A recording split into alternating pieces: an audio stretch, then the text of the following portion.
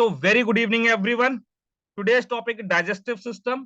और digestive system को ना स्टार्ट करने से पहले मैं आप लोग कुछ बताना चाहता हूँ कि एग्जाम में क्वेश्चन किस तरीके से आते हैं आपके डाइजेस्टिव सिस्टम में, और आपको बेसिकली डाइजेस्टिव सिस्टम पढ़ के आगे कहाँ पे ये यूजफुल होगा, कहाँ पे आप उसको इंप्लीमेंट कर सकते हो और किस टॉपिक में आपको इसका यूज होगा। अगर मैं फ्रेंकली बताऊं, डाइजेस्टिव सिस्टम यूजीसी नेट वाले नहीं भी पढ़ेंगे ना तो भी कोई दिक्कत परेशानी नहीं है। अगर आप पेपर उठा के देख लो प्रीवियस 10 साल के, तो सिर्फ आपके दो क्वेश्चन आए डाइजेस्टिव सिस्टम के, सिर्फ दो क्वेश्चन आए, वो भी 2012 और 2013 के अंदर। उसके बाद डाइजेस्टिव सिस्टम से एक क्वेश्चन नहीं आया। बट अगर आपने डाइजेस्टिव सिस्टम नहीं पढ़ा, अभी यूजीसी नेट वालों को बता रहा हूं, अगर आपने डाइजेस्टिव सिस्टम नहीं पढ़ा तो आपको हेल्थ एजुकेशन समझ नहीं आएगा। हेल्थ एजुकेशन है मतलब कि आपको स्पोर्ट्स न्यूट्रिशन समझ नहीं आएगा। ठीक है, तो ये चीज है आपका यूजीसी नेट वालों के लिए। अब आ जाओ टीजीटी पीजीटी वालों पे। टीजीटी पीजीटी के क्वेश्चंस बहुत उठते हैं यहाँ से। ठीक है, अब देखो डाइजेस्टिव सिस्टम आपका दो पार्ट में एक तरीके से डिवाइड है। एक आपका एलिमेंट्री कैनाल, जिसमें बेसिकली आपका आता है माउथ आ गया, फेरिंग्स हो गया, आपका एसोफेगस हो गया, स्टमक हो गया। ठीक है, ये आपका एलिमेंट्री कैनाल आता है पूरा आपके एनएस तक। तो एक इससे क्वेश्चन बनते हैं आपके। दूसरा आपके बनता है इसके एक्सेसरी ग्लैंड्स है। ठीक है, जैसे आपके लिवर हो गया, सेलेवरी ग्लैंड्स हो गए, तो यहाँ से आपके क्वेश्चंस बनेंगे। तो वो सारी चीजें मैं आपको बीच में बताता जाऊंगा। तो बहुत इंपॉर्टेंट सेशन होने वाला है आप सभी के लिए, और हम लोग बेसिक चीजें आज कवर करेंगे। 2 दिन में आपकी क्लास कंप्लीट होगी, आज और कल में। आज हम लोग एलिमेंट्री कैनाल को स्टडी करेंगे, और कल हम जो है एक्सेसरी ग्लैंड्स हैं आपका, कि आपके लिवर से कैसे बाइल जूस सिक्रिएट होता है, ये सब चीजें हम लोग कल की क्लास में कवर करेंगे। चलो let's start today session, digestive system. तो डाइजेस्टिव सिस्टम के अंदर ये सारी चीजें हम लोग स्टडी करेंगे आज की क्लास में, कि आपका बक्कल कैविटी से कैसे आपके एनएस तक आपका जो वेस्ट होता है, फीसिस होता है, वो एक्सक्रिएट आउट होता है, उसको हम लोग समझेंगे आज। चलो आ जाओ डाइजेस्टिव सिस्टम पे। डाइजेस्टिव क्या है आपका, जिसके अंदर आपका गैस्ट्रो इंटेस्टाइनल ट्रैक्ट होता है। गैस्ट्रो इंटेस्टाइनल ट्रैक्ट मतलब जिसमें आपका बक्कल कैविटी से लेके आपके एनएस तक का जो भी पार्ट है, चाहे फेरिंग्स हो गया, आपका स्टमक हो गया, आपका small intestine, large intestine, rectum, ये सारी चीजें आपकी गैस्ट्रो इंटेस्टाइनल ट्रैक्ट में आती है। गैस्ट्रो इंटेस्टाइनल ट्रैक्ट बेसिकली आपका जो है इसोफेगस से स्टार्ट होता है, ये आप लोग ध्यान रखोगे। एक्सेसरी ऑर्गन जो बेसिकली आपके डाइजेस्टिव सिस्टम में हेल्प करता है, उसको हम लोग एक्सेसरी ऑर्गन कहते हैं। जैसे कि आपका टंग, जहां से आपके जो सेलेवरी अमाइलेज जो जूसेस होंगी वो यहाँ से आपका सिक्रिएट होंगी। ठीक है, फिर उसके बाद पेनक्रिया से आपके बाइल जूस रिलीज होंगे, लिवर से रिलीज होंगे, और गैल ब्लैडर से आपके जूसेस रिलीज होंगे। ये सब चीजें हम लोग स्टडी करेंगे। तो जो एक्सेसरी ऑर्गन है उसको हम लोग कल की क्लास में पढ़ेंगे, आज हम सिर्फ गैस्ट्रो इंटेस्टाइनल ट्रैक्ट को पढ़ेंगे। चलो सबसे पहले समझो, जैसे कि हम हर एक टॉपिक में पढ़ते आए हैं कि किसी भी चीज का सबसे पहला चीज की फंक्शन क्या है। जैसे कि हम लोगों ने पढ़ा स्केलेटल सिस्टम का फंक्शन क्या है, तो वैसे सबसे पहला डाइजेस्टिव सिस्टम का सिर्फ एक फंक्शन है इन ब्रीफ, कि आपके फूड को छोटे छोटे पार्ट्स में डिवाइड करना और आपके ब्लड स्ट्रीम के अंदर उसको ट्रांसफर कर देना। That is the basic function और primary function of our digestive system, कि जो भी आपने फूड कंज्यूम किया है उसको छोटे छोटे पार्ट में ब्रेक करके आपके ब्लड स्ट्रीम के अंदर भेज देना। ये फंक्शन है आपका डाइजेस्टिव सिस्टम का। ओके, ये आपने जो फूड कंज्यूम किया उसको छोटे पार्ट में करके आपके ब्लड स्ट्रीम के अंदर डाल देना। ओके, तो हम लोग इसी को आज डिटेल में पढ़ने जा रहे हैं। अब आपके कौन कौन से पार्ट्स हैं डाइजेस्टिव सिस्टम के। सबसे पहला पार्ट हो गया आपका mouth, second pharynx, third oesophagus, fourth stomach, fifth small intestine, large intestine, rectum और एनस। तो आज हम ये सारे पार्ट्स को हम लोग कवर करेंगे। ओके, तो आज हम लोग सबसे पहले स्टार्ट करते हैं माउथ। देखो यहाँ से आपके क्वेश्चंस क्या बनेंगे, स्ट्रेट फॉरवर्ड क्वेश्चंस बनेंगे यहाँ से आपके माउथ से। सबसे पहला क्वेश्चन बनेगा कि एक एडल्ट के अंदर, पहले समझो जो आपका माउथ होता है वो यू शेप्ड स्ट्रक्चर होता है। देखो ये रहा यू शेप्ड स्ट्रक्चर। ठीक है, पहली चीज आपका यू शेप्ड स्ट्रक्चर है, ये ध्यान में रखना है आपने। और एडल्ट्स में आपके 32 परमानेंट टीथ होते हैं। अभी जैसे आप लोग हो तो आपके अंदर 32 परमानेंट टीथ है। अब अगर आपका टीथ टूट गया तो ये दोबारा आपका आ नहीं सकता, अनटिल एंड अनलेस आप एडिशनली उसको लगाओ। ठीक है, डेंटिस्ट के पास जाके। तो उसके अंदर आपके 8 इंसीजर होते हैं, 4 कैनाइन्स, 8 प्रीमोलर्स और 12 मोलर्स होते हैं। अब ये तो बता दिया, अब इसको याद कैसे करेंगे? तो कोई बात नहीं बेटा, याद करने की ट्रिक भी आपको सर बता देंगे। देखो यहाँ पे जैसे कि आपके इंसीजर यहाँ पे कितने दिख रहे हैं आपको, एक और ये दो, तो लिख लो भैया इंसीजर कितने हैं, दो, कोई दिक्कत वाली बात नहीं है। यहाँ पे कैनाइन कितने दिख रहे हैं आपको, एक ही है आपका कैनाइन यहाँ पे, तो 1 लिख लो। प्री मोलर कितने हैं आपके, प्री मोलर एक और ये दो, यहाँ पे 2 लिख लो। फिर इसके बाद आपके मोलर्स कितने हैं, 3। तो ये देखो हाफ में डिवाइड किया यहाँ पे, यहाँ से लेके यहाँ तक, तो हाफ इधर भी डिवाइड करेंगे, तो इधर नीचे और 2 1 2 3 लिख लो यहाँ पे। ठीक है, ये तो हो गया हमारा नीचे वाला पार्ट। ठीक है, ये हमारा हो गया नीचे वाला पार्ट। तो ये टोटल आप करोगे तो कितना आएगा, 16। तो नीचे आपका 16 है और ऊपर भी 16 होगा, तो कितना हो जाएगा आपका 32। लो भैया 2 1 2 3 से आप लोग याद रख सकते हो, 2 1 2 3 से आप लोग याद कर सकते हो, ये इसका निमोनिक है। और जो एक टेम्परेरी टीथ होता है वो आपका 20 टीथ रहता है टेम्परेरी। जैसे कि बच्चे में मनोज था, मनोज जब बचपन में था तो इसके दांत टूटने वाले थे, दादाजी क्या करते थे, मनोज के दांत में रस्सी बांधी और खींच दिया, दांत तोड़ दिया। कब तक तोड़ते थे दादाजी दांत उसके, जब तक वो 12 साल का था, 12 साल से कम था तब तक उसके पापा, सॉरी उसके दादाजी दांत में रस्सी लगाई छोटी सी और उसको खींच के तोड़ दिया या हाथ से हिला के तोड़ दिया। ओके, तो उस एज तक उसका टीथ दोबारा आ जाता था। ओके चलो, आप लोग मुझे एक क्वेश्चन का आंसर दोगे चैट बॉक्स में, टीथ जो है आपका किस चीज से बेसिकली मिलके बना हुआ है, कौन सा सब्सटेंस उसके अंदर सबसे ज्यादा रहता है दांत के अंदर, बताओ कौन सा मिनरल सबसे ज्यादा रहता है इसके अंदर। गुड गुड, बहुत बढ़िया, ठीक है, क्या सभी आंसर देंगे। हाँ चलो, हमने अभी क्या पढ़ा, हमने पढ़ा अभी, सही बच्चे आंसर देंगे बेटा, यस गुड आंसर। हमने पढ़ा अभी टीथ, बकल कैविटी स्टडी कर रहे हैं हम लोग। अब नेक्स्ट हम लोग पढ़ रहे हैं टंग, ठीक है, मतलब कि जीभ आपकी। अब टंग जो है आपका मस्कुलर ऑर्गन से मिलके बना है, किससे मिलके बना है आपका, मस्कुलर ऑर्गन से। और ये क्या क्या फंक्शन करता है, आपके चबाने में हेल्प करता है आपको, आपके बोलने में हेल्प करता है, जैसे मैं अभी बोल रहा हूँ स्पीकिंग में हेल्प कर रहा है मेरे, और आपके ब्रीथिंग में भी जो है टंग हेल्प करता है आपको। ये तो आप एक तरीके से इसका फंक्शन हो गया, ठीक है। अब दूसरी चीज, इसके अंदर ना 4 पार्ट्स में डिवाइड है आपका टंग, 4 पार्ट्स में डिवाइड है। पहला पार्ट, ये दूसरा पार्ट यहां से यहां तक, ये तीसरा पार्ट यहां से यहां तक, और ये चौथा पार्ट। तो जो पहला पार्ट है वो आपको स्वीट, बेसिकली इस रीजन से अगर आप किसी चीज को खाते हो, स्वीट चीज को खाते हो, तो आपको महसूस होगा कि हाँ ये चीज जो है स्वीट है। अगर आप इस पार्ट से किसी चीज को टेस्ट करते हो तो आपको पता चलता है सॉल्टी है।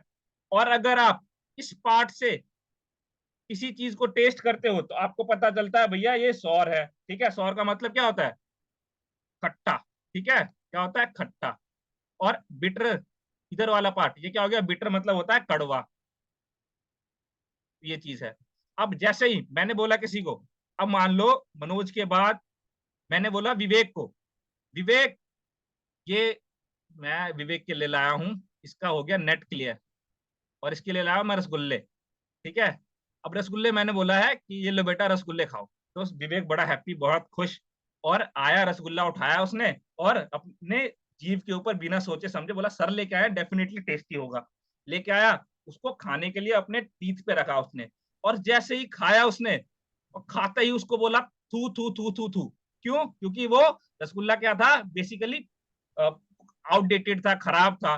तो उसको पता चला कि ये भाई खट्टा है कहीं ना कहीं, या फिर बिटर है, कड़वा है, इसलिए उसने थूक दिया। तो क्यों पता चला, इस रीजन की वजह से कि कड़वा है ये, इसलिए थूक दिया, काफी पुराना था, कड़वा था। ओके, स्वीटनेस भी हल्की सी उसको आई होगी, तो स्वीटनेस इस रीजन की वजह से आया होगा आपको, कड़वा जो इस रीजन की वजह से आया। तो वैसा होता क्यों है, क्योंकि यहाँ पे ना आपके नर्व सेल्स होते हैं, यहाँ पे आपके नर्व सेल्स होते हैं, जो जैसे ही आपके इस रीजन पे कोई भी सब्सटेंस आता है तो ये क्या करता है, आपके ब्रेन को सिग्नल्स भेजता है, और ब्रेन फिर जैसे ही उसको एनालाइज करता है कि भाई ये सब्सटेंस आपके बॉडी के लिए अच्छा नहीं है, तो यहीं से बाहर निकाल दो। ठीक है, तो यहाँ से आपके ब्रेन से दोबारा सिग्नल आता है कि इस सब्सटेंस को बाहर निकालो, ये चीज है। तो ये आपका टेस्ट बड है, जो जहाँ पे आपका नर्व सेल प्रेजेंट रहता है, और ये आपका बेसिकली एक तरीके से मैसेजर का काम करता है कि कोई चीज सब्सटेंस जो है वो बेकार है या अच्छा है। तो ये चीज है, इसके अंदर कुछ नहीं है ऐसा, बस आपने इतना याद रखना है कि ये एज अ टेस्ट बर्ड काम करता है आपके टंग में। और ये 4 चीज आपने लिखनी है, एक, ये 2, ये 3 और ये 4, 4 4 आपके इसके अंदर सेंसरी में वो नर्व्स। फिर उसके बाद हम लोगों ने क्या क्या पढ़ा अभी तक? बक्कल कैविटी स्टडी कर रहे हैं बेटा। अभी हमने माउथ पढ़ा, माउथ के अंदर 2 1 2 3, ठीक है, इंसीजर, कैनाइन, प्री मोलर और मोलर। फिर हमने टंग पढ़ा, टंग के अंदर 4 टेस्ट बर्ड्स हैं आपके। फिर हम लोग पढ़ रहे हैं सैलिवरी ग्लैंड्स। यहाँ बहुत इंपॉर्टेंट है आप लोगों के, बहुत ज्यादा इंपॉर्टेंट। राजस्थान के आपके जो सेकंड ग्रेड हुए, फर्स्ट ग्रेड हुए, इसमें क्वेश्चन आए थे कि कितने टोटल सैलिवरी ग्लैंड जो है आपके बक्कल कैविटी के अंदर प्रेजेंट है। तो टोटल कितने प्रेजेंट है भैया? 6 सैलिवरी ग्लैंड्स आपके प्रेजेंट है, दो दो के पेयर में। जैसे कि पैराटॉइड ग्लैंड 2 के पेयर में है आपका, फिर सब मैंडिबुलर ग्लैंड 2 के पेयर में, और सबलिंगुअल ग्लैंड आपके 2 के पेयर में। तो टोटल कितने ग्लैंड्स हैं आपके? 6 ग्लैंड्स प्रेजेंट है। बच्चे कंफ्यूज होते हैं 3 में, 3 नहीं 6 ग्लैंड्स आपके प्रेजेंट है।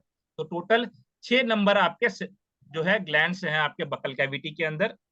जिसके अंदर हम बात करें पैराटॉइड ग्लैंड का, तो इसके अंदर एक डक्ट होता है जिसका नाम है स्टेंसन डक्ट, जो कि आपका, और पैराटॉइड ग्लैंड जो है आपका लार्जेस्ट ग्लैंड है।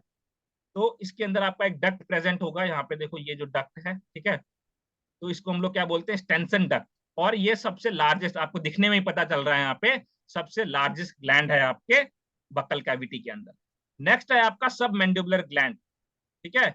इस डक्ट को हम लोग वाटसन डक्ट भी कहते हैं। क्या कहते हैं बेटा? इसको वाटसन डक्ट भी कहते हैं। तो आपने याद रखना कि सबसे बड़ा ग्लैंड कौन सा है? पैराटॉइड ग्लैंड। उसको हम लोग किस नाम से बोलते हैं? स्टेंसन डक्ट के नाम से। दूसरा सबमैंडिबुलर ग्लैंड, इसको किस नाम से बोलते हैं हम लोग? इसको हम लोग बोलते हैं वाटसन डक्ट के नाम से। तीसरा है सबलिंगुअल ग्लैंड।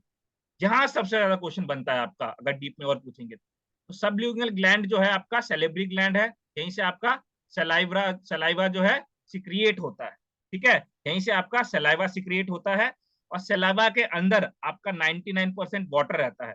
और इसका जो पीएच लेवल होता है वो 6.7 आपका होता है। देखो 6.7, कुछ बुक्स में ना आपको ये क्या देखने को मिलेगा? 6.2 से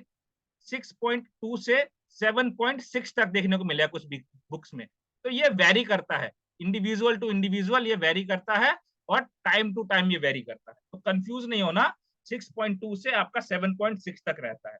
तो नॉर्मली जो एवरेज रहता है वो 6.7 या 6.8 तो है आपका सलावे का पीएच होता है। पीएच क्या होता है? कई बच्चों को पीएच के बारे में नहीं पता होगा।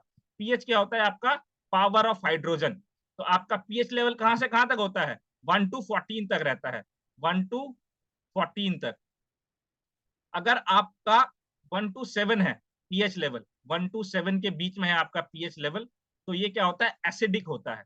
ये क्या होता है? एसिडिक। मतलब कि ये आपके बॉडी के लिए क्या है? एसिडिक है, मतलब कि आपके सेल्स के लिए बेकार है। और 7 से अच्छा है तो ये बेस रहता है, तो कहीं ना कहीं थोड़ा सा ठीक रहेगा आपके सेल्स के लिए। और एसिडिक है तो आपका जो है प्रॉब्लम देखने को मिलेगी। इसलिए आप जो भी पीएच लेवल देखो, जो भी आप पीएच स्टडी करते हो, चाहे ब्लड का पीएच देख लो या किसी भी चीज का पीएच लेवल देख लो, वो कहीं ना कहीं आपका 7 के आसपास ही घूमता रहेगा, ठीक है, 7 के आसपास ही घूमता रहेगा, इससे कम ज्यादा देखने को नहीं मिलेगा। तो ये भी आ गया आपको। और आपका सलेवा जो है, वो सलेवा आपका एक दिन के अंदर 1 से 1.5 लीटर के आसपास सलेवा आपका सिक्रिएट होता है एक दिन के अंदर। ये भी आप लोग नोट डाउन कर लेना, इसके अंदर लिखा नहीं हुआ। इसके अंदर एक टाइलिन एंजाइम होता है जो कि आपका कार्बोहाइड्रेट को ब्रेक डाउन कर देता है माल्टोज में। मतलब कि आपके कार्बोहाइड्रेट के अंदर बहुत सारी चीज होती है, माल्टोज होता है, फ्रुक्टोज होता है, सुक्रोज होता है।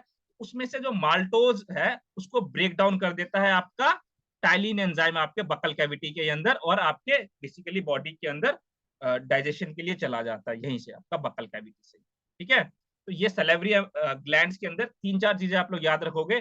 कौन कौन सी चीजें? अच्छा आप लोग ही बताओ चैट बॉक्स के अंदर, मैं स्क्रीन हटा देता हूँ ये वाली। आप लोग बताओ मुझे, अभी सब बच्चे चैट बॉक्स में आ जाओ, इंपॉर्टेंट टॉपिक है।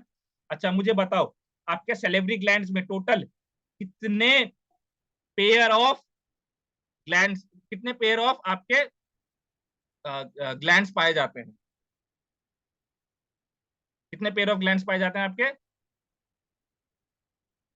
पेयर पूछा मैंने, ठीक है, 3 पेयर ऑफ, गुड। टोटल कितने पाए जाते हैं? टोटल 6 पाए जाते हैं, ये ध्यान रखना है आप लोगों ने। अगर पेयर हेलो पूछा है, सर। पेयर पेयर पूछा है तो 3, और टोटल पूछा है तो 6, ठीक है। लार्जेस्ट ग्लैंड कौन सा है? क्या शिवानी? Shivani sir every? वो ना का कॉल आया था अभी, वहाँ पर बहुत तेज बारिश हो रही है तो वो बोल रहे कि कनेक्ट नहीं हो रहा, नेट इश्यू हो रहा है उसका। कोई दिक्कत वाली बात नहीं। Okay sir. हाँ ठीक है। सबसे सबसे लार्जेस्ट ग्लैंड पैराटॉइड ग्लैंड आपके बकल कैविटी के अंदर, ठीक है। ओके, सलाइवा कौन से ग्लैंड से रिलीज होता है आपका, सिक्रिएट होता है, सलाइवा कौन से ग्लैंड से सिक्रीज होता है आपका?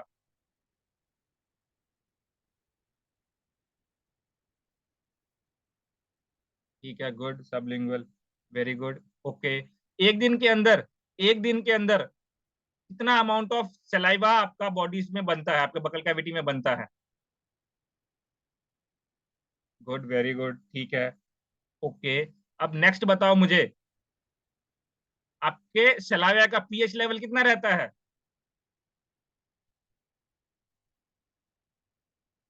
ठीक है, वेरी गुड। तो यहां से इतने क्वेश्चन बनेंगे आपके। चलो अब आते हैं नेक्स्ट। हम लोगों ने बकल कैविटी के अंदर सारी चीजें पढ़ ली। बकल कैविटी के अंदर अब जो जो आपके क्वेश्चंस बनेंगे सारे हमने कवर कर लिए हैं। गुड। अब देखो, इसके अंदर बहुत बच्चे कंफ्यूज होते हैं, केमिकल डाइजेशन और मैकेनिकल डाइजेशन और केमिकल डाइजेशन के अंदर। देखो, जैसे कि कोई भी फूड है, कोई भी फूड ले आया मैं, मान लो ये चीज ले आया मैं, ठीक है, और चीज को आपने बकल कैविटी में तीत से ब्रेक डाउन किया, उसको तोड़ा तोड़ा तोड़ा, खूब तोड़ा, तोड़ तोड़ के इतना बड़ा था, फिर इतना किया, इतना किया, इतना किया, इतना कर दिया आपने, ठीक है। तो जो आप इसको मैकेनिकली तोड़ रहे हो ना, छोटा छोटा पार्ट में उसको ब्रेक डाउन कर रहे हो, इसको हम लोग बोलते हैं मैकेनिकली ब्रेक डाउन, ठीक है। चलो एक क्वेश्चन आप लोगों के लिए, समझ लो कि ये आपका कोई फूड है, इसको मैंने इतना छोटा कर दिया, इतना छोटा कर दिया, इतना छोटा कर दिया कि इसको आप नेक्ड आई से भी नहीं देखते। इसके लिए आपको क्या चाहिए, बेसिकली कोई ना कोई टूल चाहिए जिससे आप इसको देख पाओ। तो ये क्या होगा, आपका मैकेनिकली ब्रेक डाउन हुआ या केमिकली ब्रेक डाउन हुआ, बताओ। कोई एक फूड है जिसको मैंने इतना छोटा कर दिया किसी इंस्ट्रूमेंट की हेल्प से, जिसको आप अपने नेक्ड आई से नहीं देख सकते, इसके लिए आपको कोई ना कोई इंस्ट्रूमेंट चाहिए देखने के लिए, ठीक है। तो इससे क्या होगा, मैकेनिकली ब्रेक डाउन होगा, केमिकली ब्रेक डाउन होगा?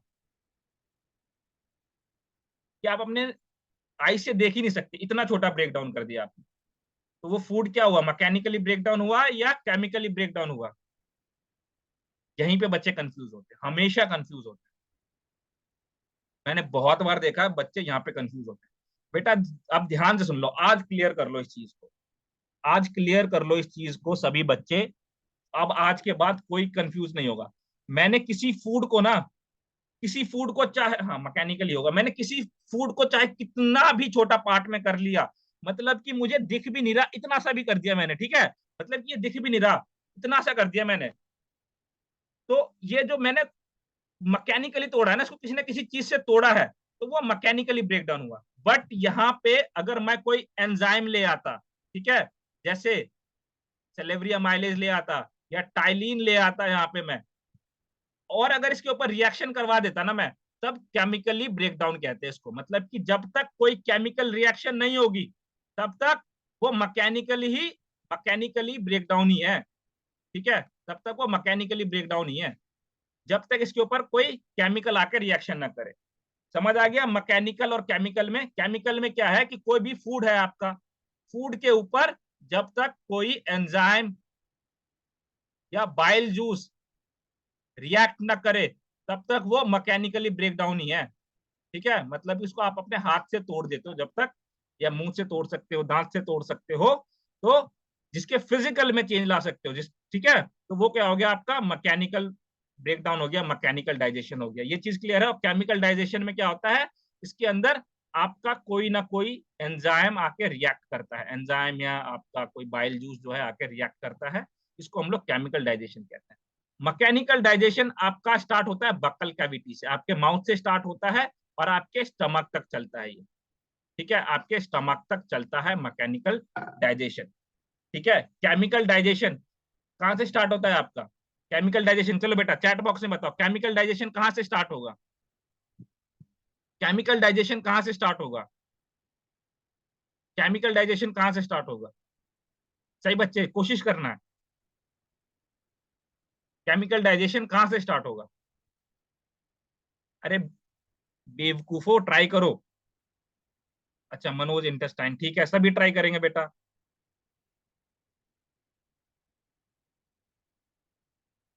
केमिकल डाइजेशन कहां से स्टार्ट होगा?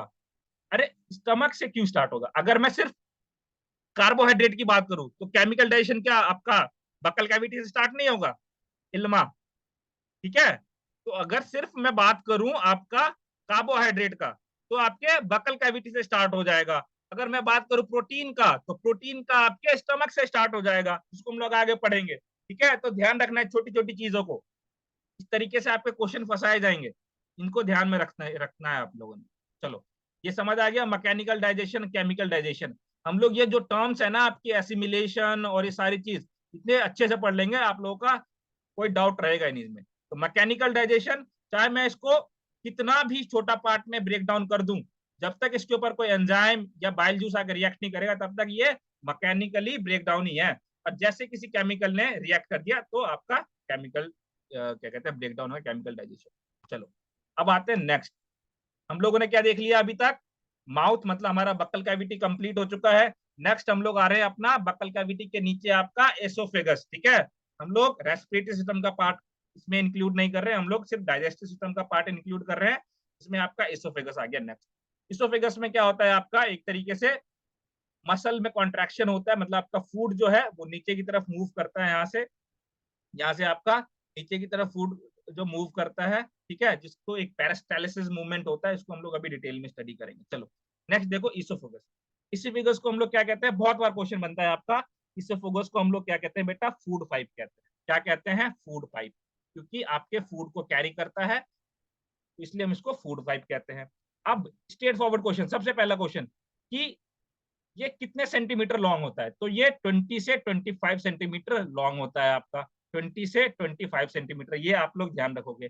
और ये आपके ट्रैकिया के पीछे रहता है। अगर मैं यहाँ पे ट्रैकिया बनाने की कोशिश करूँ तो नहीं बनेगा, ठीक है। इस तरीके से ट्रैकिया के आपके पीछे रहता है ये, ओके। ये भी आपने दूसरा चीज याद रखना है कि ये आपके ट्रैकिया के पीछे रहता है।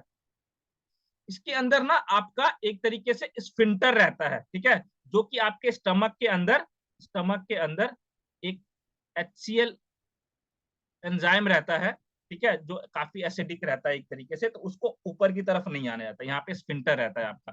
बेसिकली यहाँ पे जो आपके ये मसल्स है ना, वो ऐसे होते हैं जैसे कि ये फूड आ रहा है, जैसे फूड नीचे की तरफ आया ये वाला मसल क्लोज, जैसे नीचे आएगा मसल क्लोज, ठीक है। ये जैसी फूड नीचे आया मसल क्लोज। तो यहाँ पे इस तरीके से फूड आता है कि ये जो यहाँ पे बाइल जूस रहता है, सॉरी, यहाँ पे जो आपके HCl एंजाइम रहता है वो ऊपर की तरफ जा ही नहीं पाता, ठीक है, सिर्फ फूड ही आपका नीचे की तरफ आ पाता है। तो यहाँ पे स्फिंक्टर कहते हैं इसको, जो आपके इसको वापस बैक फ्लो होने से बचाता है। नेक्स्ट है आपका जो, हाँ, यहाँ पे एक लोग ध्यान रखना आप लोग, बोलस, जो आपका फूड माउथ से आता है आपके स्टमक तक, इसको हम लोग बोलस कहते हैं। और बोलस आपके स्टमक तक आया, स्टमक में जब आने के बाद, मान लो यहाँ पे स्टमक में आपका बोलस आ गया, और यहाँ पे जब केमिकल रिएक्शंस हो गई सारी आपके स्टमक के अंदर, केमिकल रिएक्शंस होने के बाद अब उस फूड को हम लोग बोलेंगे कायम, ठीक है। क्या बोलेंगे बेटा? कायम। तो बोलस कहाँ से आता है? आपके बक्कल कैविटी से आएगा आपके स्टमक तक, और स्टमक के अंदर जब एंजाइम ने रिएक्शन कर दी सारी, और उसको बाद उसको हम लोग बोलेंगे कायम। तो ये भी चीज आप लोग ध्यान में रखना कि बोलस किसको कहते हैं, कायम किसको कहते हैं। ये हो गया बोलस वाला पॉइंट। फिर इसके बाद this a flap called epiglottis which prevent food from entering into wind pipe. हाँ, ये तो चलो एपिग्लोटिस वाला हमने पढ़ लिया कि एपिग्लोटिस आपका जो है विंड पाइप में एक तरीके से आपके फूड को अलग करता है और विंड को अलग करता है। ये चीज नॉर्मली हम लोग पहले ही पढ़ते हैं। इसके बाद आपका ये देखो, एक रिदमिक कॉन्ट्रैक्शन होता है यहाँ पे ना, रिदमिक कॉन्ट्रैक्शन होता है आपका, पिक्चर पिक्चर पिक्चर पिक्चर करके आपके इसोफेगस से फूड नीचे की तरफ आता है यहाँ पे। और ये जो आपका इसोफेगस है ना, इसोफेगस नेक्स्ट नहीं यहीं पे है ना, इसोफेगस में, सॉरी एक मिनट, इसोफेगस, इसोफेगस में यहाँ तक आपका फूड जो है पेरिस्टालिसिस मूवमेंट करके आता है, पेरिस्टालिसिस मूवमेंट करके आता है। और ये इतना स्ट्रॉन्गर कॉन्ट्रैक्शन है जिसमें आप पैर के बल भी, मतलब कि हाथ के बल भी करे हो, मतलब आपका सर नीचे है और पैर ऊपर है, और फिर भी अगर आप खाना खाते हो, तो आपके वो स्टमक के अंदर चला जाएगा, ठीक है। तो ये इतना पेरिस्टालिसिस मूवमेंट इतना स्ट्रांग होता है। समझ आ गया आप लोगों को? तो ये चीज है इसके अंदर, बाकी और कुछ नहीं है। आपने दो तीन चीजें यहाँ ध्यान रखनी है। इसको हम लोग इसको फूड पाइप कहते हैं, 20 से 25 सेंटीमीटर लॉन्ग होता है आपका, ट्रैकिया के पीछे होता है, इसमें फिर उसके बाद जो फूड आता है आपके एसोफेगस से उसको हम लोग बोलस कहते हैं। ये चीज आप लोग को ध्यान रखनी है। और एपिग्लोटिस वाला हमने पहले पढ़ी चुके हैं। डिगुलेशन फिर से समझाना।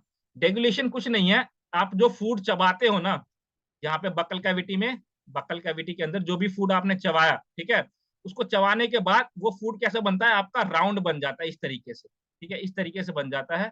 और ये जो देख रहे हो इस तरीके से आपका फूड बन जाता है। और ये फूड जो नीचे की तरफ आ रहा है, ये फूड, इस फूड को आप लोग बोलस कहोगे, यही बोला है डेगुलेशन में, ठीक है, इसको बोलस कहोगे। यही डेगुलेशन है आपका, इसी का टर्म जो है वो डेगुलेशन है कि फूड को आप चबाने के बाद इस तरीके से बनाते हो उसके बाद। Got it? ये चीज है। तो ये चीज आपने एसोफेगस के अंदर ध्यान रखना।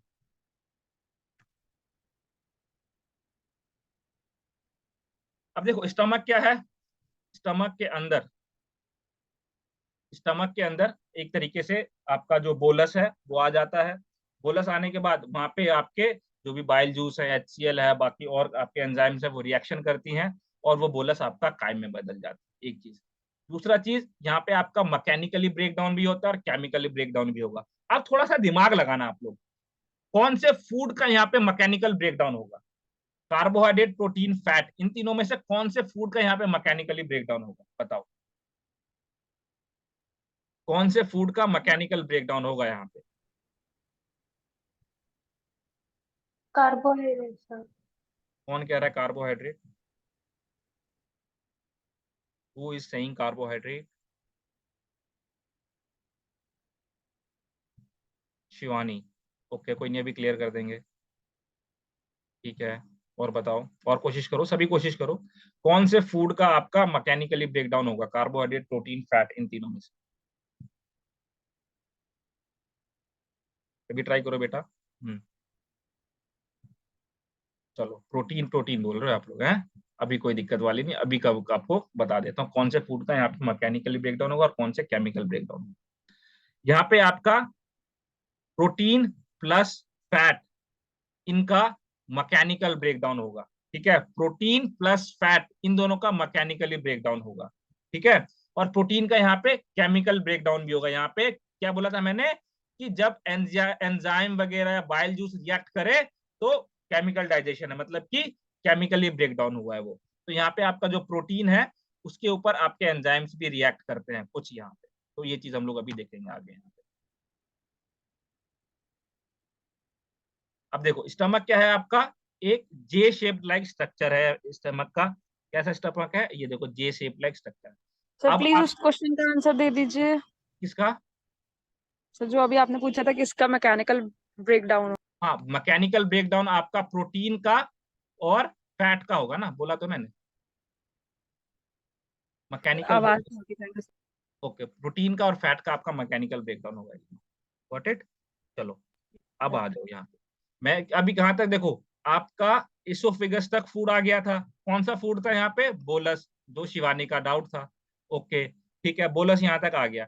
बोलस में आने के बाद जो आपका ये इसोफिगस है और ये आपका स्टमक है, इन दोनों वाला जो यहाँ पे ये सब चीज रहेगा, ठीक है, यहाँ पे जो इनकी दोनों की ओपनिंग रहेगी एक तरीके से, इसका एंडिंग और इसका ओपनिंग, इसको हम लोग बोलते हैं कार्डिया। ये ध्यान रखना है आपने कि जो आपका स्टमक है उसका ओपनिंग वाले पार्ट को हम लोग कार्डिया, बीच वाले पार्ट को हम लोग बोलते हैं फंडस, और ये होगी इसकी बॉडी।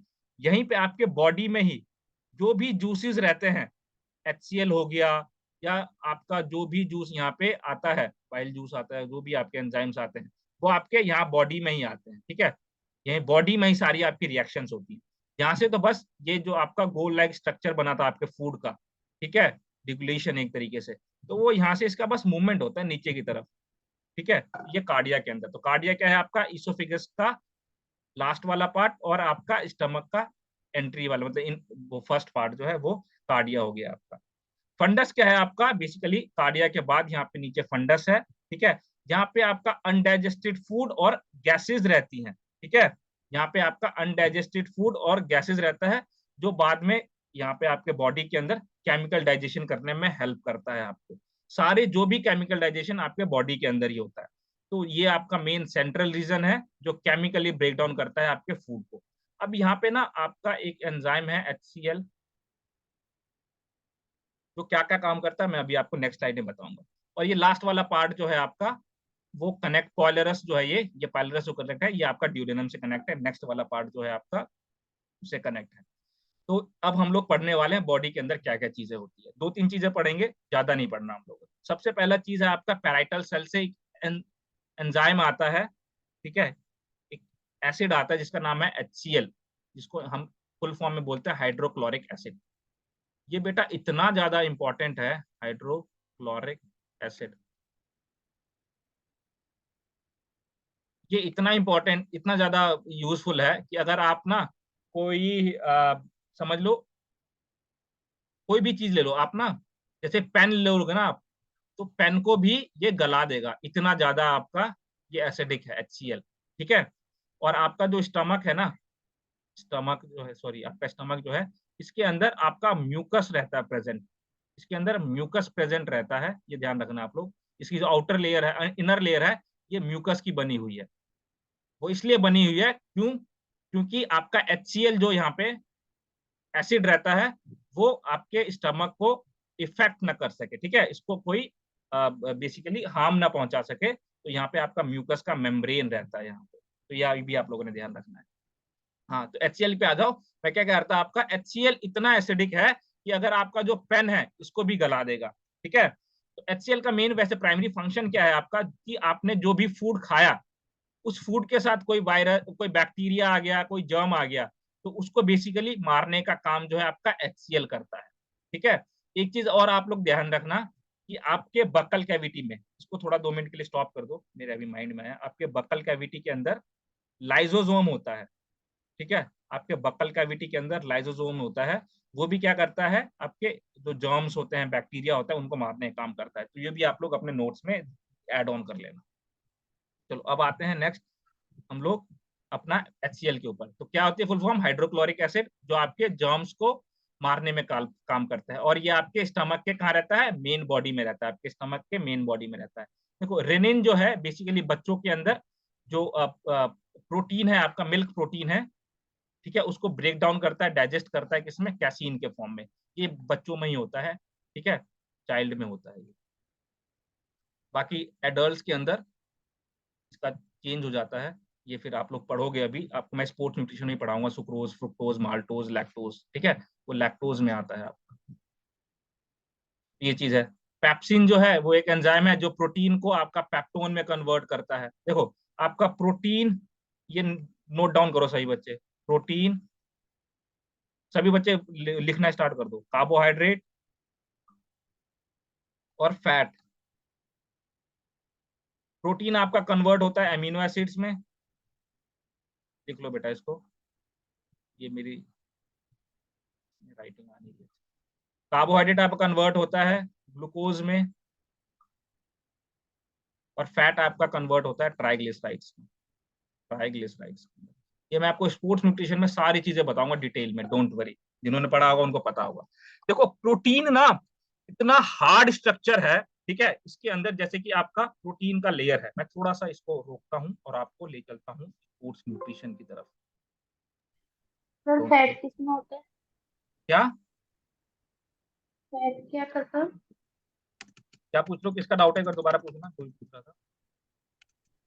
तो शिवानी, जो आपने हाँ, बोला ना प्रोटीन कार्बोहाइड्रेट और फैट, फैट का बताना इसका। ट्राइग्लिसराइड, ट्राइग्लिसराइड वही बता रहा हूँ आपको। ये देखो, अभी देखो ध्यान से यहाँ पे, ये आपका जैसे प्रोटीन का बताता हूँ आपको पहले।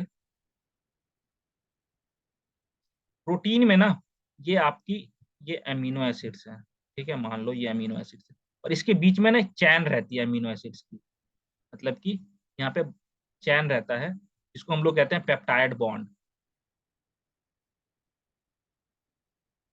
ये बेटा ना फैट से भी ज्यादा कॉम्प्लेक्स होता है, ये ऐसे ऐसे ऐसे ऐसे ऐसे ऐसे ऐसे ऐसे रहते हैं, ठीक है, इस तरीके से रहते हैं, बहुत कॉम्प्लेक्स रहते हैं ये। तो इसलिए ना आपका जो प्रोटीन का, जब आप लोग अभी पढ़ाऊंगा मैं आप लोगों को कल, तो प्रोटीन में आप लोग देखोगे कि सब प्रोटीन यहाँ पे आपका स्टमक से ही इसका मैकेनिकली ब्रेकडाउन होना स्टार्ट हो जाता है। और प्रोटीन के ऊपर ना बहुत सारे एंजाइम्स आपके आएंगे, ठीक है, आपका पेप्सिन आएगा, ठीक है, ट्रिप्सिन आएगा, और भी बहुत सारे ऐसे एंजाइम आएगा जो प्रोटीन को बेसिकली ब्रेक डाउन करेगा। और वैसे ही फैट का भी जो है इमल्सिफिकेशन होता है आपका, जो मैं आप लोगों को स्पोर्ट्स न्यूट्रिशन में पढ़ाऊंगा। क्यों होता है फैट का इमल्सिफिकेशन? बेसिकली ये रहता है आपका ऑयली रहता है, फैट आपका ऑयली रहता है जो डायरेक्टली आपके ब्लड वेसल्स में नहीं जा सकता। इसके ऊपर लिपिड्स की लेयर चढ़ती है एक, ठीक है, इसलिए हम इसको लिपोप्रोटीन बोलते हैं।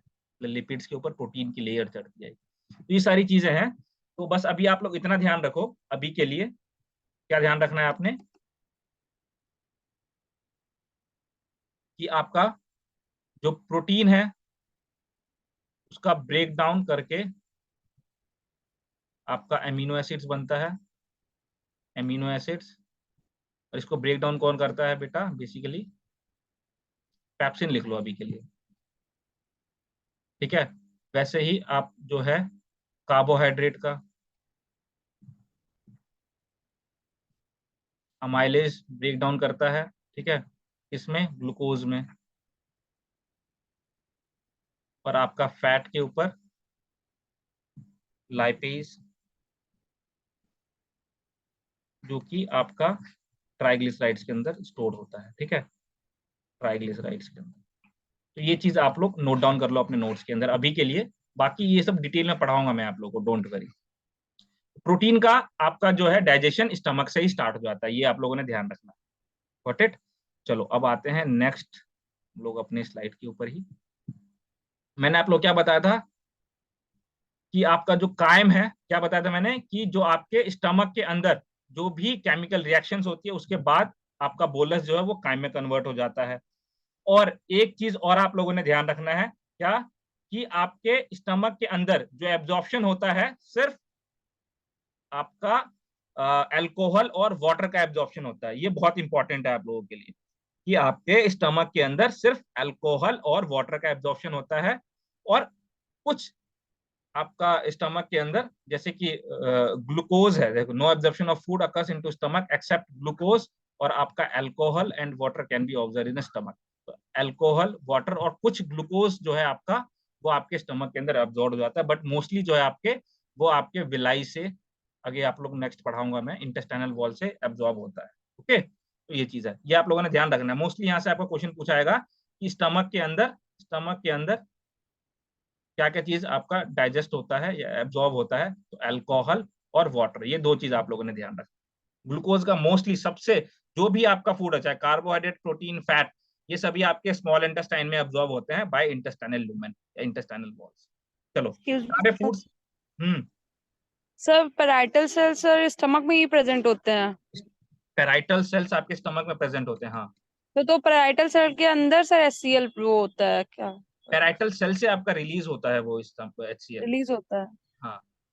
Okay sir, thank you. चलो अब नेक्स्ट आ जाओ आपका स्मॉल इंटेस्टाइन पे। अब देखो एक बार मैं आपको रिव्यू करवा देता हूँ। मान लो, चलो चैट बॉक्स में आओ, किसी को खाना खाना है? किसी को कुछ फूड खाना है? चलो खिलाते हैं किसी बच्चे को क्लास के अंदर। अंकुर को खिलाते हैं, ठीक है। अंकुर, कौन सा टेस्टी फूड है, कौन सा आपको खाने में सबसे अच्छा लगता है? चिकन खाते हो अंकुर? चलो तो भी पास्ता खिला देते हैं अंकुर को ना, पास्ता खिलाते हैं, ठीक है, ठीक है, पास्ता खिलाते हैं। अब मान लो सबसे पहले अगर मैंने पास्ता खिलाया अंकुर अंकुर को, बताओ पास्ता का मैकेनिकली ब्रेकडाउन कहाँ होगा सबसे पहले? सही बेटा, चैट बॉक्स में रेडी हो जाओ। गुड। मैकेनिकल ब्रेकडाउन कहाँ होगा? ठीक है, गुड गुड गुड। माउथ में, सही बच्चे, बकल कैविटी में, गुड गुड। अच्छा अब मुझे बताओ, केमिकली ब्रेकडाउन भी होगा क्या पास्ता? केमिकली ब्रेकडाउन भी होगा क्या? यस या नो? यस या नो? यस या नो? यस या नो? यस, केमिकली ब्रेकडाउन भी होगा, क्योंकि इसके अंदर जो मैंने आपको माल्टोज बताया था ना, तो माल्टोज बेसिकली किस में ज्यादा देखने को मिलता है? आपको सेरेल्स में, इन सब में आपको देखने को ज्यादा मिलेगा, ठीक है। तो पास्ता के अंदर कहीं ना कहीं आपको ये चीज देखने को मिलेगी। तो यस, केमिकली ब्रेकडाउन भी आपका जो है वो बकल कैविटी में पास्ता का स्टार्ट हो जाएगा, ठीक है। पास्ता का अंकुर के बकल कैविटी के अंदर हमने कर दिया एक्सरे, ठीक है, इसका ऑपरेशन कर दिया हमने। बकल कैविटी के बाद नेक्स्ट कहाँ पे आएगा? बकल कैविटी के बाद नेक्स्ट कहाँ पे आएगा? कौन से पार्ट में आएगा आपके डाइजेस्टिव सिस्टम के? शॉर्ट फॉर्म में बता दो, शॉर्ट फॉर्म में बता दो कहाँ आएगा आपके, शॉर्ट फॉर्म में बता दो बेटा, कोई दिक्कत नहीं है। ठीक है, very good very good very good सभी। ठीक है, एसोफेगस में आ गया, बहुत बढ़िया। ठीक है, इसोफेगस में जो फूड आया है उसको क्या बोलेंगे हम लोग, क्या बोलेंगे? बोलस बोलस बोलस, बहुत बढ़िया, शाबाश। ठीक है, ओके। और जो आपके इसोफेगस में मूवमेंट हो रही है, कॉन्ट्रैक्शन हो रही है, वो कौन से कॉन्ट्रैक्शन है, कौन से मूवमेंट से आपका फूड नीचे की तरफ आता है,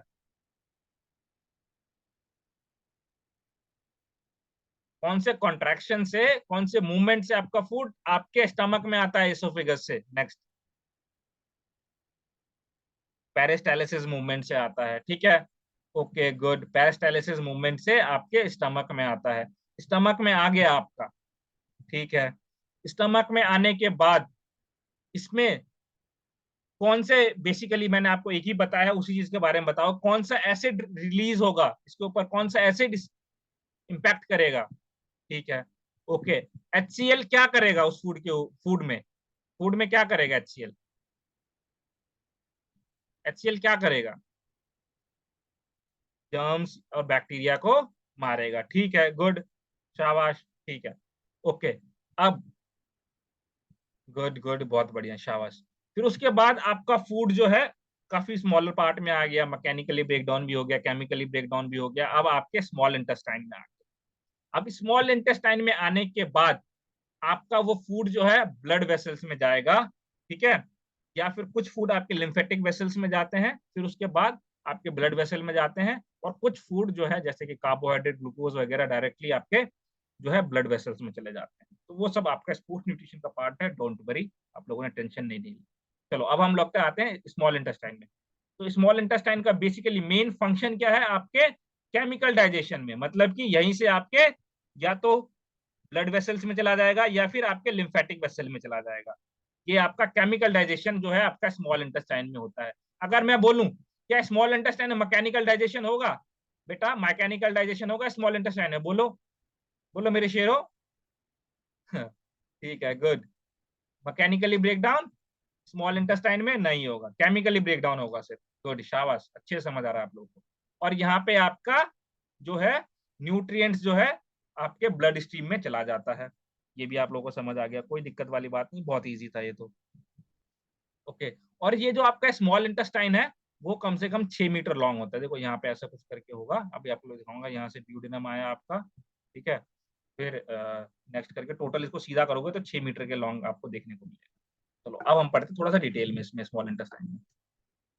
देखो सबसे पहले कि ये आपका पाइलरिक एंड है, यहाँ से देखो ये पाइलरिक एंड मैंने आपको बताया था, और ये फिर आपके स्मॉल इंटेस्टाइन मतलब सीकम से आपका स्मॉल इंटेस्टाइन में ये ड्यूडेनम, और ये आपका जिजनम, और ये इलियम। तो ये तीन चीज आप लोग याद रखोगे, ये तीन चीज आप लोग याद रखोगे, कौन कौन सा? ड्यूडेनम, जिजनम और इलियम। ये कौन से में आता है? आपके स्मॉल इंटेस्टाइन में आता है। स्मॉल इंटेस्टाइन में ये तीन पार्ट आता है, और जो आपके स्टमक से कनेक्ट है पैलेरिक से, वो क्या कनेक्ट है? ड्यूडेनम कनेक्ट है। ये भी आप लोग ध्यान में रखोगे। इसको अगर आप निकालोगे ना, तोड़ के सीधा करोगे, वैसे तो बहुत छोटा सा दिख रहा है, और अगर इसको खोल के, अगर मैं किसी का, मनोज का निकाल दूं ऑपरेशन करके, और इसको मैं सीधा करूँ ना ऐसे करके, तो ये आपका कम से कम 6 मीटर देखने को मिलेगा। ठीक है, 6 मीटर के आसपास आपका स्मॉल इंटेस्टाइन देखने को मिलेगा, 6 मीटर के आसपास। तो ये चीज है आपका 6.6 मीटर के आसपास, 6-6.5 मीटर के आसपास आपको देखने को मिलेगा। तो इसमें कंफ्यूज नहीं होना। तीन पार्ट्स होते हैं आपके स्मॉल इंटेस्टाइन के, ड्यूडेनम, ड्यूजेनम और इलियम। ये आप लोगों ने ध्यान रखना है। फिर इसके बाद सबसे इंपॉर्टेंट चीज जो है आपका स्मॉल इंटेस्टाइन का फंक्शन क्या है। मैंने क्या बताया आप लोगों को कि 90% जो फूड है आपका वो आपके स्मॉल इंटेस्टाइन में ही एब्जॉर्ब होते हैं। कितने? 90%। 90%। तो सर 10% कहाँ चला गया? अरे 10% बताया था ना, कहाँ पे? स्टमक के अंदर। और कुछ कहाँ होता है? आपके लार्ज इंटेस्टाइन में होता है। कुछ आपके लार्ज इंटेस्टाइन में होता है। क्या क्या होता है? विटामिन वगैरह जो हो गए, सॉल्ट्स वगैरह आपके लार्ज इंटेस्टाइन में होता है, वो आपको मैं पढ़ाऊंगा।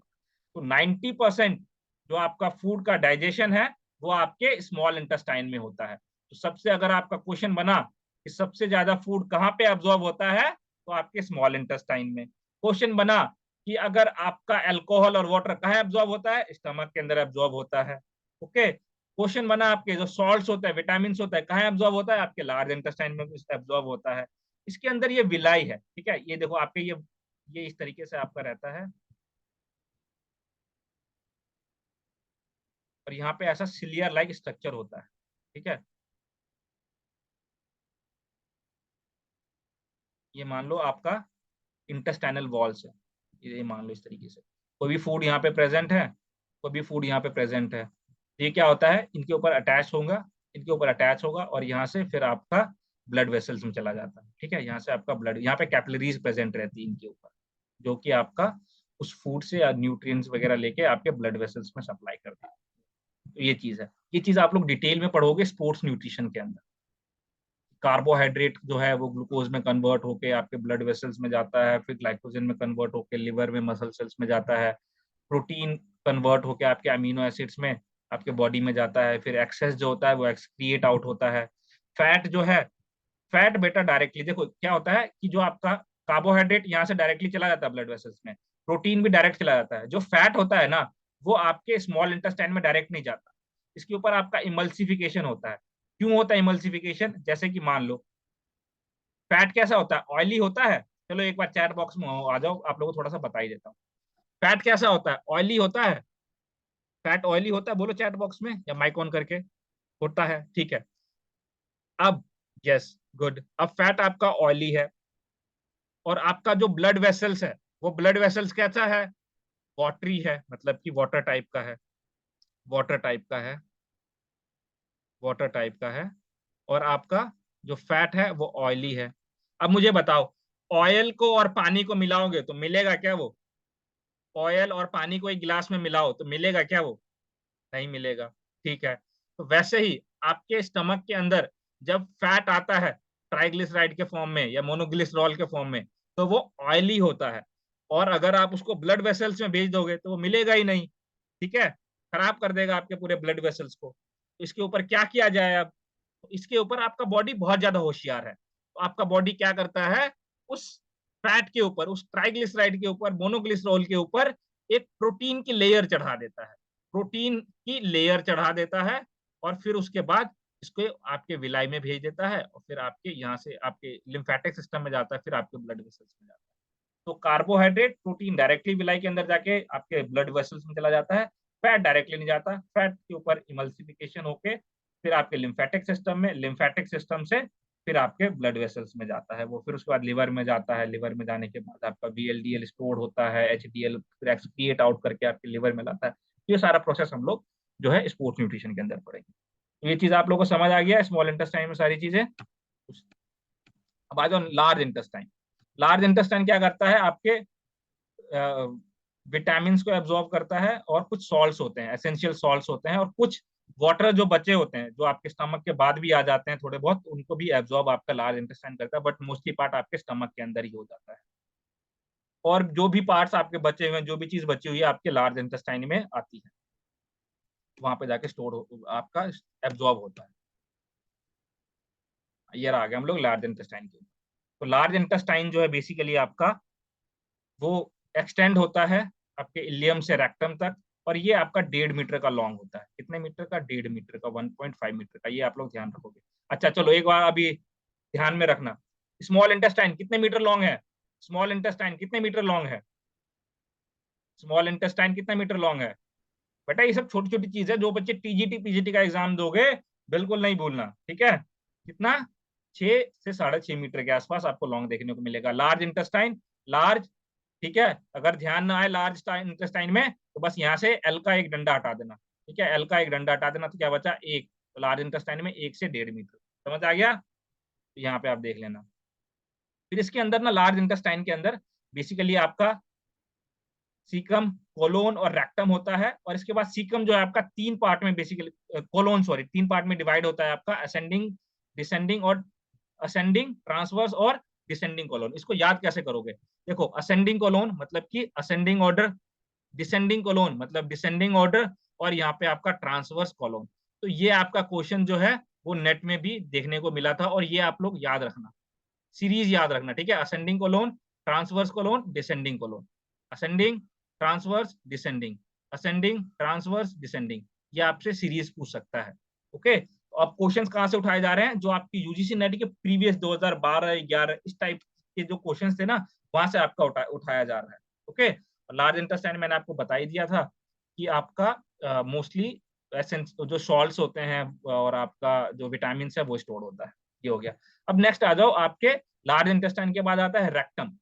रेक्टम जो है आपका एक तरीके से जो आपका सबसे वेस्ट जो बचा हुआ है वो आपके रेक्टम में रहता है। टेम्परेरी जो है स्टोरेज है आपका फीसिस का, वो वहां पे रहता है। और ये आपका जो है बेसिकली 2 से 3 दिन रह सकता है आपके रेक्टम में। तो उसके बाद आपको इतना प्रेशर लगेगा कि आपको उसको मतलब कि बाहर निकालना ही पड़ेगा। ठीक है, आपके एनएस से उसको बाहर निकालना पड़ेगा, आपके एक्सटर्नल एनवायरनमेंट में फीसिस को बाहर निकालना पड़ेगा जो आपका वेस्ट है। ओके, तो आज के सेशन में इतना ही था। बाकी आपको मैं एक बार कंक्लूड करके बता देता हूँ आज के सेशन में क्या क्या चीजें हम लोगों ने पढ़ा है। सबसे पहले जो भी फूड खाया, ठीक है, अंकुर को हमने फूड खिलाया, माउथ से खिलवाया। तो फूड को जब आप कंज्यूम करते हो तो उसको हम लोग बोलते हैं इंजेशन। ठीक है, बक्कल कैविटी से आपका कार्बोहाइड्रेट का डाइजेशन बिगिन होता है। मैंने आपको बताया किसमें होता है, बताओ बेटा, नाम बताओ, नाम बताओ, किसमें होता है, बताया था। कौन सा कार्बोहाइड्रेट, कौन सा कार्बोहाइड्रेट,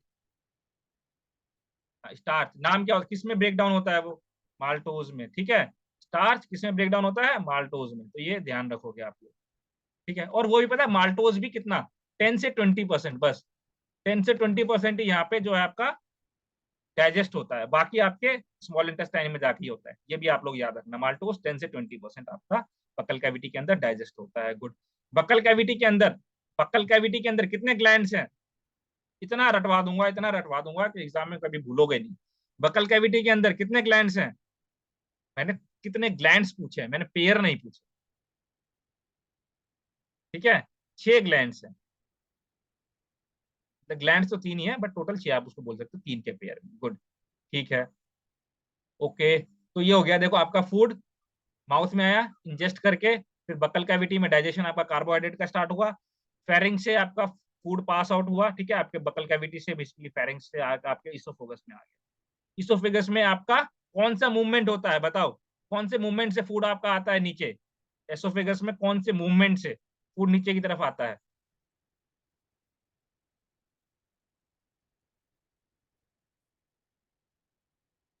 पेरिस्टालिसिस मूवमेंट। ठीक है, पेरिस्टालिसिस मूवमेंट से आपका फूड नीचे की तरफ आता है। गुड, हाँ।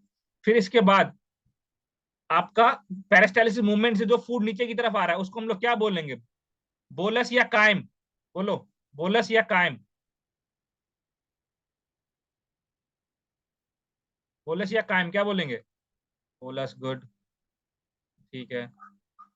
फिर उसके बाद आपके स्टमक क्या आ गया, यहाँ पे आपका प्रोटीन का डाइजेशन स्टार्ट होगा, मतलब कि मैकेनिकली और केमिकली दोनों ब्रेकडाउन होगा आपका प्रोटीन का। ठीक है, यहाँ पे आपका स्टमक के अंदर। और कौन सी चीजें यहाँ पे एब्जॉर्ब होंगी, कौन सी 2 चीजें एब्जॉर्ब होंगी आपके स्टमक के अंदर, कौन कौन सी 2 चीजें जो पीते हैं, कौन कौन सी 2 चीजें पीते हैं, बताओ बताओ। हाँ, वाटर एंड अल्कोहल। जब मैंने पीने का नाम लिया तो अल्कोहल ही आया ध्यान में, है इल्मा। ठीक है, अल्कोहल एंड वाटर, ये 2 चीज आपका यहाँ पे एब्जॉर्ब होता है। ठीक है, चलो नेक्स्ट आया आपका स्मॉल इंटेस्टाइन। तो कितना परसेंटेज ऑफ फूड आपका यहाँ पे एब्जॉर्ब होता है, कितना परसेंटेज, कितना परसेंटेज ऑफ फूड, 90%। गुड, ठीक है। इजिली कौन कौन से फूड यहाँ पे आपके एब्जॉर्ब हो जाते हैं, इजिली कौन कौन से फूड एब्जॉर्ब हो जाते हैं, बताओ, इजिली कौन कौन से फूड एब्जॉर्ब हो जाते हैं यहाँ पे आपके, कार्बोहाइड्रेट एंड प्रोटीन बेटा इजिली हो जाता है। फैट को थोड़ा सा वो क्या कहते हैं, मतलब कि थोड़ा सा अपने आप को मेहनत करवाना पड़ता है। ठीक है, प्रोटीन कार्बोहाइड्रेट इजिली यहाँ पे थोड़ा मतलब कि एब्जॉर्ब हो जाता है आपका। ठीक है, फिर लार्ज इंटेस्टाइन में आपका जो बचे हुए वाटर्स हैं, मिनरल्स हैं, विटामिन हैं, ये आपके लार्ज इंटेस्टाइन में एब्जॉर्ब होते हैं। फिर उसके बाद जो वेस्ट है आपका एनएस से आपके फिर बॉडी से एक्सक्रिएट आउट हो जाता है। तो यही चीज था आपका आज के सेशन के अंदर, बहुत बेसिक क्लास थी, यहीं से आप लोगों के क्वेश्चंस बनेंगे। बाकी ये देखो, इंजेक्शन क्या होता है, कौन है ये, कौन है ये जो ये इस तरीके से खाना खा रहा है, इस तरीके से जो खाना खा रहा है, कौन है ये, चलो अब कुछ टर्म्स बता देता हूँ मैं आप लोगों को आज के सेशन में। कैट, बिल्ली, म्याऊ, ठीक है। देखो इंजेक्शन क्या होता है कि जब आप माउस के अंदर फूड को चबाते हो, ठीक है, उसको हम लोग बोलते हैं इंजेक्शन, ठीक है। डाइजेशन क्या है कि फूड को ब्रेक डाउन करना, ठीक है। डाइजेशन दो टाइप की है आपकी, ठीक है, कौन कौन सी? मैकेनिकल और केमिकल। मैकेनिकल और केमिकल। एब्जॉर्प्शन क्या है कि आपके इंटेस्टाइनल वॉल से आपके ब्लड वेसल्स के अंदर जाना, ठीक है, ये हो गया आपका एब्जॉर्प्शन। एसिमिलेशन क्या है? Making food part of cell, तो आपका जो फूड है उसके सेल के पार्ट में बेसिकली एसिमिलेट, मिला देना, उसको एसिमिलेशन कहते हो। एलिमिनेशन जो है आपका एक तरीके से जो आपका अनयूज्ड फूड है जो आपका फीसिस के टर्म में बाहर निकलता है उसको हम लोग एलिमिनेशन कहते हैं। और भी कुछ टर्म्स हैं जो मैं आप लोगों को कल कवर करवाऊंगा। बाकी कल की क्लासेस में मैं सारे आपको जो जो कौन कौन से ग्लैंड जो आपके स्टमक के अंदर कौन कौन से एंजाइम्स रिलीज होते हैं, क्या फंक्शंस हैं, वो कल की क्लास में करवाऊंगा। तो आज की क्लास में हम लोगों ने बस आपका जो एलिमेंट्री कैनाल है उसको स्टडी किया है। कल की क्लास में हम लोग जितने भी एंजाइम्स है उसको पढ़ेंगे। आ जाओ कुछ क्वेश्चंस करते हैं। समझ आया बेटा आज के सेशन में जो भी हम लोगों ने पढ़ा है? किसी में कोई क्वेश्चन, कोई डाउट?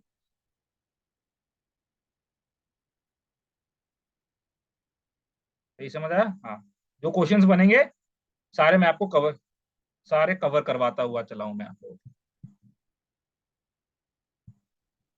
चलो सही बच्चे, रेडी हो? 10 एमसीक्यू करेंगे हम लोग, देखना है किसके कितने ठीक होते हैं। ओके, सबसे पहला क्वेश्चन आप लोग के स्क्रीन के ऊपर ये रहा, ten. What is the primary function of digestive system? आपके डाइजेस्टिव सिस्टम का प्राइमरी फंक्शन कौन सा है, बताओ इनमें से। आराम से, कोई जल्दबाजी नहीं है।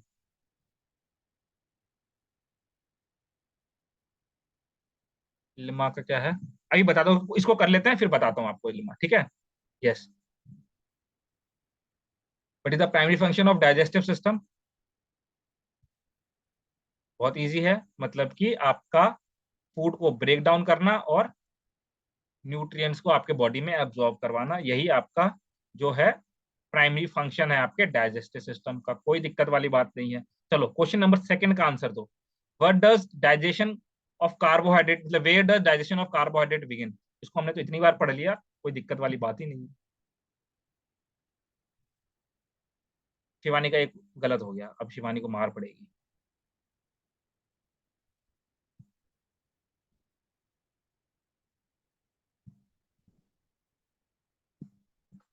नहीं, गलती की सजा सिर्फ मौत है यहाँ पे, ठीक है। तो कार्बोहाइड्रेट का आपका डाइजेशन जो है वो आपके बक्कल कैविटी, माउथ से स्टार्ट होता है कार्बोहाइड्रेट का, ठीक है। अच्छा, कौन सा एंजाइम रिएक्ट करता है उसके ऊपर, बताओ। एंजाइम का नाम बताओ, एंजाइम का नाम बताओ। कौन सा एंजाइम रिएक्ट करता है? टाइलिन, वेरी गुड, ठीक है। कौन सा एंजाइम? टाइलिन, ये भी आप लोग ध्यान रखोगे बेटा, सारे एस्पेक्ट्स कवर करते जाओ। गुड। फिर उसके बाद which organ produces bile to aid in fat digestion? ये छोड़ दो, मैंने अभी आप लोगों को पढ़ाया नहीं है, छोड़ दो इसको, अभी पढ़ाया नहीं है। What is the role of small intestine? हाँ ये वाला करो, क्वेश्चन नंबर 4 करो, क्वेश्चन नंबर 4 करो, क्वेश्चन नंबर 4 का आंसर दो। What is role of the small intestine in the digestive process? तो स्मॉल इंटेस्टाइन का क्या रोल है आपके डाइजेस्टिव प्रोसेस?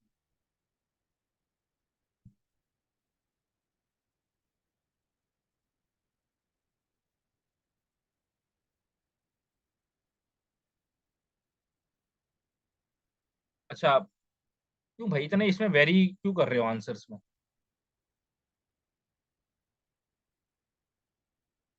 इसके अंदर इतना वेरी क्यों कर रहे हो? अभी देखते रुक जाओ। जिन जिन बच्चों ने, मनोज माइक ऑन करो अपना। मनोज, क्यों दिया बेटा आपने आंसर डी?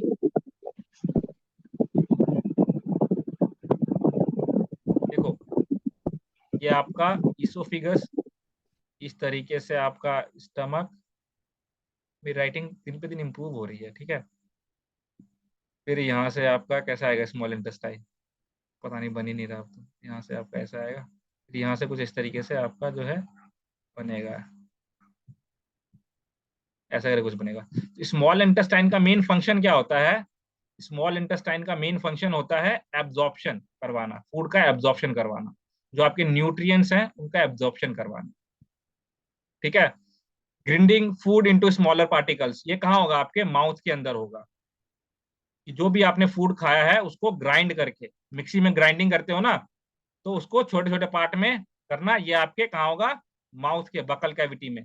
स्टोरिंग बाइल, आपके बेसिकली लिवर से आता है ये, तो ये आपके गॉल ब्लैडर में स्टोर होके आता है लिवर से, ठीक है।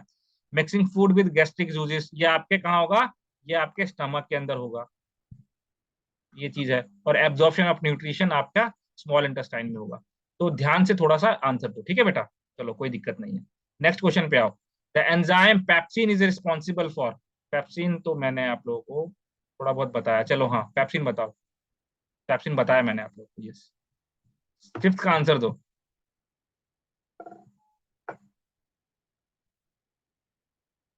सही बच्चे आंसर देंगे।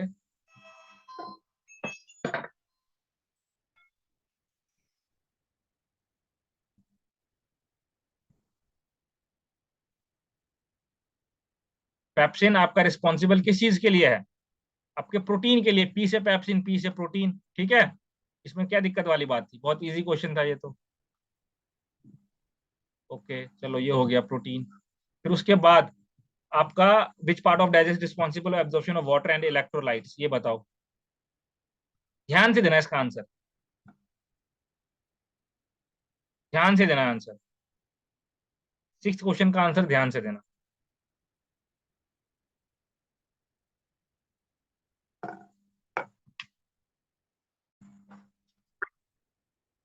यस, कहाँ चले गए थे आप लोग, मैं आप लोग का वेट कर रहा था यहाँ पे इतनी देर से,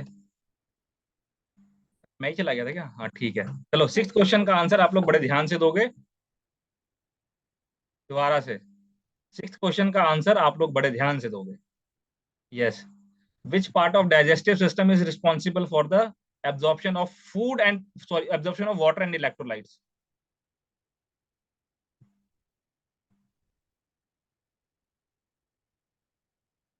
देखो बेटा, इसलिए मैंने बोला ध्यान से देने के लिए, क्योंकि यहाँ पे आपका इलेक्ट्रोलाइट्स भी आ गया, ठीक है, मतलब कि, और किस किसने आंसर दिया है, अभी ने दिया ना आंसर, हाँ ठीक है, ध्यान से सुनो अभी। अब यहाँ पे ना, अगर सिर्फ वाटर वाटर में बोलता, वाटर बोलता या वाटर एल्कोहल बोलता, तब आप इसमें बोल सकते थे इंटेस्टाइन, ठीक है मनोज। बट यहाँ पे एक,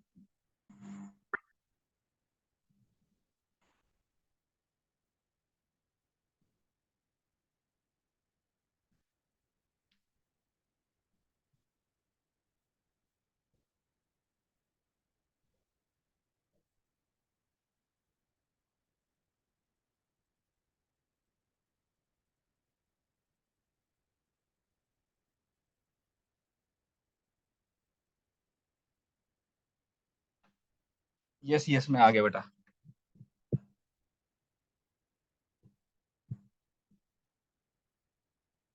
हम्म, तो मैं कौन से क्वेश्चन की बात कर रहा था यहाँ पे, सर आप सिक्स। सिक्स का बात कर रहा था। तो जो आपका वाटर है और इलेक्ट्रोलाइट्स है, ठीक है। अब एक मिनट रुको, आ गया।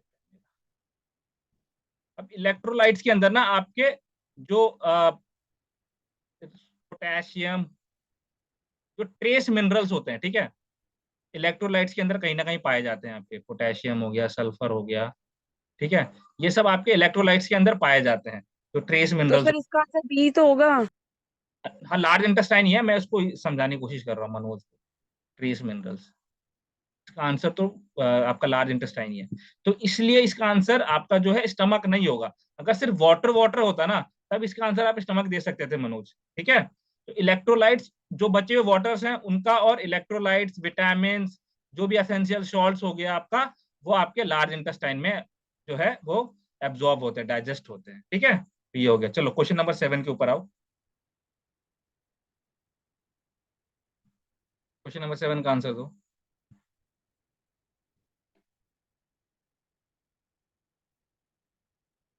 What is the function of the epiglottis during swelling?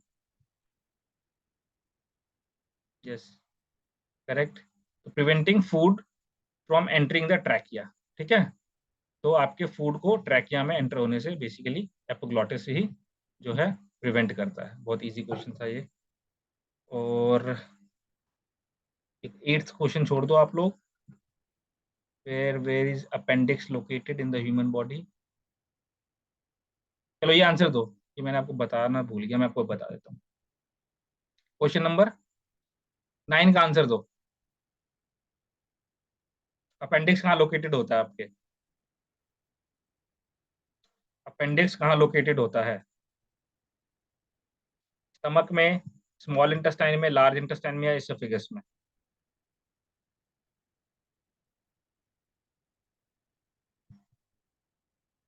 Good, बहुत बढ़िया, शाबाश, गुड। ठीक है, तो आपका जो अपेंडिक्स है वो आपके लार्ज इंटेस्टाइन में इस तरीके से देखने को मिलेगा। चलो, और अपेंडिक्स से और कुछ एक बाहर की तरफ इधर देखने को मिलेगा। एक चीज बताता हूँ अपेंडिक्स के बारे में आप लोगों को। एक एक चीज बताओ मुझे, अगर किसी को कैंसर हो गया तो कैंसर क्योरेबल है क्या? आप लोगों से थोड़ा सा डिस्कशन कर लेता हूँ मैं। चलो पहले एक बार ना 10th का आंसर बता दो, फिर मैं डिस्कशन करता हूँ। What is the term for the wave like muscle contraction that move food from along the digestive tract? बताओ कौन सा मूवमेंट कहते हैं उसको हम लोग?